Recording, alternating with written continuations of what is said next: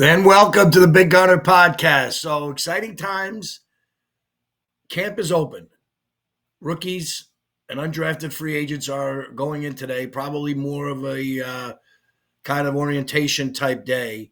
And then I think on the field come tomorrow or the 16th, 17th, and then the vets join next week on the 22nd, and then we get started.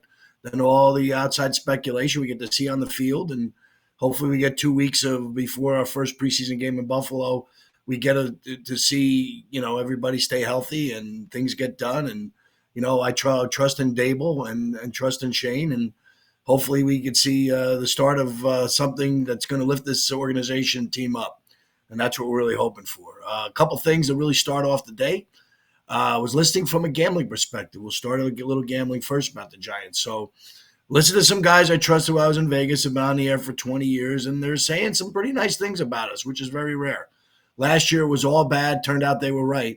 But this year, one of the big stories they're talking out is these suicide pools, which is having to pick the winner of a game. And if you get that winner with no point spread, you advance to week 2 to week 3, all the way on down the line. And some of these things take 15, 18, go to the final week before they eliminate. It's a big pool. I think there's $11 million in it to win. And friends of mine have been in it for years. And basically it's pick a winner.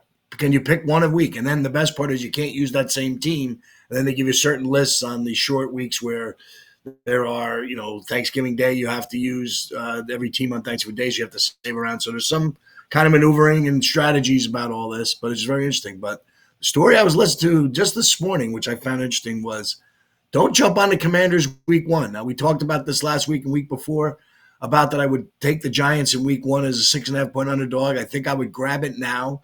Normally, these lines week 1 will probably slow down a little bit, come down, so you might get 5.5, possibly even 5. So I would think if you like the Giants, you might take a 6.5 buy up to 7. But again, I feel the pressure's not on us in the start of the season. It's going to be on the Dallas Cowboys week 2 and the Commanders week 1. We're out here. Everybody expected us to be in last place. But I'm listening to some people, and I'm a believer that if we stay healthy, we're going to be okay. Number 2, big part, is reading some stuff. Andrew Thomas is kind of a little disturbing that there's a possibility he's not automatically saying he's going to be ready for week 1. Some people I know in the Giant brass are saying if we get him by week 4, we'll be okay. That's not good for me. I want to have him right away. I think he is the key catalyst and our most important player on our roster. I just said it over and over. It's all about the offensive line. We only brought in a couple of players for depth and drafted Mabo in round 5, who I think was a steal in round 5. And hearing some great things about his desire, work ethic, and his talent. So I think he might somehow work his way on the line. There's a big question here. We could do a little pick one, choose one, but who sees the field as a starter first, Mabo or Dart? So that would be a fun little survey we can do come week 1. We'll put that out there. I say that only because injuries on the line, inconsistent play, and the fact that Dart's going to start off on the bench, I believe. But there are rumors and guys who are calling for Dart to be out there week 1, and I'm not a real proponent of that. I think we're going to go with the veteran who had a really good mini camp, and according to some publications, had the best mini camp of any veteran. So I feel comfortable with Russell Wilson there. I just know that he's going to need protection, offensive line, and guys are going to have to step up both in the running game and the tight ends and the receivers. I trust in Malik Neighbors. Saw a couple of player props for the Giants, over under Russell Wilson, 19.5. I think maybe Dart might get in there. I won't know if I'd go over on that. Malik Neighbors over 1,300 yards. I thought that would be a fun prop to have.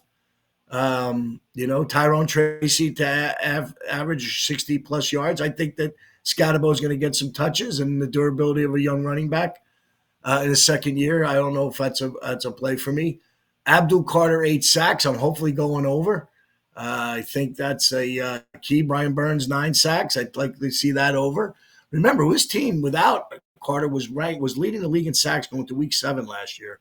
Week 8, and then we had the injuries and guys didn't play, and the pressure kind of slacked off. I think once you started getting in that middle of that losing streak, I hate to say it, but sometimes effort doesn't, the guys are putting out 100%, I know, but sometimes there's just that little extra step when you're in a winning team that you might not see in losing teams. But, that's kind of some of the big points I'm seeing. I still think we're an over 5.5 wins on the Giants. I like our chances to have a good year. I think that if we stay healthy, we're going to be good, and we're going to be extremely competitive in the division. I think that's all those other some of the key some of the key points. But the Andrew Thomas injury is kind of concerning. I feel like we'll have to get through that. I think I like some good things I'm hearing about Travis Kelce's comments about Thomas Verdone, the tight end. If we can always get depth in the tight end room, I just think we have it with Bellinger, Verdone, Manhertz, and Theo Johnson. Expecting big things out of Theo Johnson coming off the injury. Body looks in shape, looks fast, strong. So the positives are going to be there for this team. It's just can we get off to a decent start? Everybody's talking about how brutal our schedule is, and that's why you kind of think teams are looking under. They're shading the under at minus 155 for the Giants. I do have a bet with a friend that I think the Giants will have more victories than the Jets. Just typical New York banner back and forth. I feel like that. That's an important. Being better than the Jets is important to start off. That's where we start. Obviously division, but in New York, I think being better than the Jets is good. I'm just looking forward to getting out there and having a good season. That's really what this is going to be about. So we're going to come back to you in a few weeks and next week and talk a little bit about the camp opening up on Tuesday. A little bit more on the roster. I had a little bit of chat on X with Carl Banks, who I highly respect. I think he's a little bit media, so he doesn't want to be controversial in his opinions. But we were drawn into the Micah McFadden point, and I like McFadden. Don't get me wrong. I think he's a nice player, but if we're going to look at our weaknesses on defense, if Alexander comes in and becomes a complement to Dexter Lawrence, and we have Thibodeau, and we have Burns, and we throw Carter in the mix, add another Golston's going to come on to give us a little bit more of an interior type presence. Now we look at linebacker, Bobby Okereke. We got bored. A guy who's played with the playoff teams with more special teams type player, but little depth at linebacker. I have no problem with Bobby Okereke. Is a staunch tackler and a great leader. Where is our defensive weakness? I think it comes at one corner. I think Newman's going to be fine at safety. I think Phillips is going to be kind of slot corner. It's going to come down to Banks and McFadden. So if I look at our defense, that's where I think the problems are. On offense, the problems are Schmitz and an efficient running game and the overall play of the offensive line and whoever's going to play right guard. I like Wando Robinson. I don't have a problem with Slayton. A lot of good positives on Jalen Hyatt. As a matter of fact, a couple of guys on ESPN said he was going to be one of the breakout players. So, for me, I look at our roster saying if we create the depth that we want, we have enough tools. It's where are we weak? Would you consider the quarterback position being slightly weak? Well, maybe people would. Maybe an aging Russell Wilson and a young Jackson Dart not knowing what you're going to get there. You could add that position in there. I just feel comfortable that if we protect Russell Wilson, he's going to be fine. I thought he struggled in Pittsburgh when they lacked protection late in the season. He's got a struggle with vision. He needs a little bit of movement. I'm hoping that if we can create a pocket for him and he throws a beautiful deep ball and we get guys down the field. Slayton is a great deep ball catcher. Neighbors can probably outrun anybody that he's going to match up with as a corner. Very strong player. Theo Johnson looks like he might be able to get down the middle of the field. They had a clip on X where he had 5 minutes of his all his targets, and a lot of it was on Daniel Jones. He might have had a big year if Daniel was a little bit more accurate and wasn't getting hit at, when he was throwing. But there were times when he got himself open. So, and that was the same thing with Neighbors. These guys got open last year. Wando Robinson led in separation. So we have some tools here on this roster that can make us a competitive team when healthy. We just need the quarterback plan. That's what Dable's banking on. By bringing back most of the line that we had last year, he's telling you as much as we believe, as fans and everybody that was on the offensive line more than it was on a lot of the other angles. I thought that Daniel Jones's problems aroused from Andrew Thomas's injury. I think the same. I'll go back and say even Eli Manning got a little bit tougher once Chris Snee retired.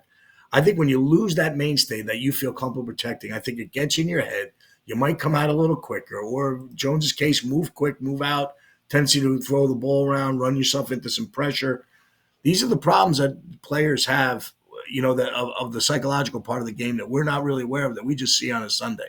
I remember adamantly going in and going crazy on the TV in the Carolina game in Europe when they were down 10-0 to half, and I wanted to pull the plug on him right away. And then they got back in it, and then Carolina wins it late on a field goal. But it's like, these are the games that you think, and each game is going to be huge. It's good. This is like going back to Bill Parcells' little speech at the Hall of Fame, going out to the 83. This could have went the other way for his Hall of Fame induction, because going from 83 to 84, when we got better and made a playoff run unexpected, this team may be able to sneak in as a wild card. No one expects it. Injuries now are a dominant part of the league. Some teams might get some major injuries in our division. Maybe if we stay healthy, we could sneak up on teams. I love the fact that you can bet a team has got the highest odds to win a division, and you're going to get a winner every year. Why not us? Why not the Giants? You can go look at this stat when you're out in Vegas or at your nearest sports books or online and check out. Take the last place team that they predict in every odds in each division. I bet you win one, possibly even two. It happens all the time. Teams come up and strive up and be better. A lot of people like the Cardinals in the West. Some people are thinking, the Bears are probably the last place predicted team in the Central. They probably could win that division. Can Carolina and New Orleans win the South? That's all possible with the way things are going. If they get a lot of the Bryce Young, maybe Carolina can come. But I think New Orleans is probably holding that moniker right now. So there's a lot of ways that I think, but it starts off with a lot of ways that teams like this can rise up. It's happened before. But this team needs to stay healthy and get Andrew Thomas back and establish a balanced offense. Hopefully have a strong running game, and Scatterbo in the running game, tough short yardage runner. I think he'd be fun to watch. I think he's going to grab the Giant fan base by storm. People are going to love him. I liked watching him in Arizona. He raised my eyebrows every time he touched the ball in these games, breaking long runs, breaking tackles. I had second most yards after contact in the country. Obviously, Yenti, who's now with the Raiders, was number one.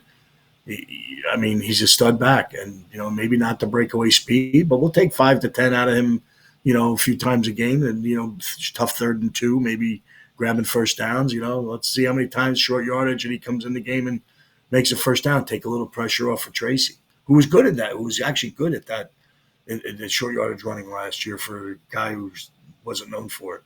So anyway, we're gonna be back next week. A little bit, not much gamble on All-Star game. British Open, kind of like a little bit of Matthew Fitzpatrick at the British Open, a little bit of Terrell Hatton. Those are the two guys I'm picking. I just think the European this year. And if it's not Fitzpatrick, I'm going to go with a first-time major winner. So that will be our predictions on the golf. All-Star game tonight, we don't see much of that. Probably over strikeouts. I think these pitchers usually outdo these hitters in this day and age. For players are going for it, not really thinking about moving runners and doing the right thing with baseball. So striking out seems to be not as a personal thing as it once was years back.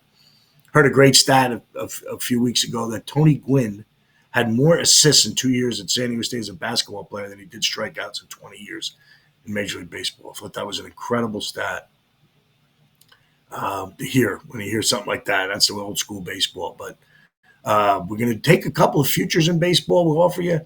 We like the Milwaukee Brewers to get to the World Series at 10-1, to win the division at 250, and to win the World Series at 20-1. And the reason why I say that is I like the way their pitching is lining up. I think they're good enough with bats that they can be competitive. They're on a streak now. They won, I think, 8 of 9 or something. And they're playing very good baseball, 56 wins. You can get them at 20-1. I think that's really kind of a surprise that they're that high. So everybody thinks the Cubs will win that division. I think they're minus 250. And I kind of think that it would be kind of fun to do that. So anyway, we're going to come back to you next week. Shortened show today. Just stay healthy in preseason, training camp. Get the veterans in next week, and exciting times. So we'll see what we hear in the next coming week about what rookies look good. See how Dart's throwing the ball around. See how our running backs look, and we'll go from there. All right. Thanks everybody, and we'll talk to you next week.